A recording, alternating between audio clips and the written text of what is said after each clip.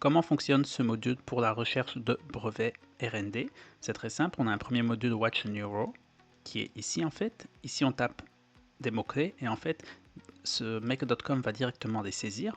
Ensuite on a une première requête ici qui va en fait demander l'accès à la base de données des brevets qui est ESPACEnet. Il va nous donner un access token qui va nous permettre de, on va dire, interagir avec la base de données de brevets. Une fois qu'on a l'accès, on peut carrément faire maintenant une demande pour des recherches plus spécifiques, à savoir à partir de certains mots-clés obtenir le nombre de brevets, et ça c'est le but de ce module ici, requête HTTP la deuxième. Ensuite ici on envoie un email de confirmation comme quoi à nous-mêmes ou à votre client, ça dépend de quelle manière vous travaillez, comme quoi la recherche a bien été faite.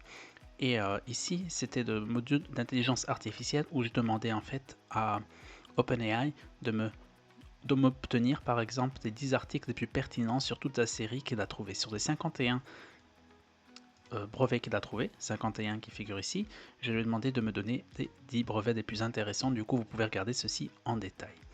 Du coup on va continuer.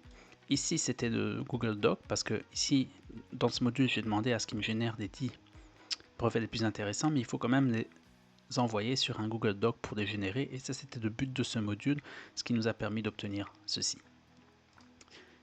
Et du coup, ici, c'est un autre module Google Sheet, mais cette fois-ci Update Euro. Et ici, tout simplement, en fait, c'est ça qui nous a permis d'écrire ici 51. On a updaté cette page pour noter le nombre de résultats trouvés. Du coup, ceci, c'est un workflow pour déterminer le nombre de brevets associés à une thématique de recherche bien spécifique.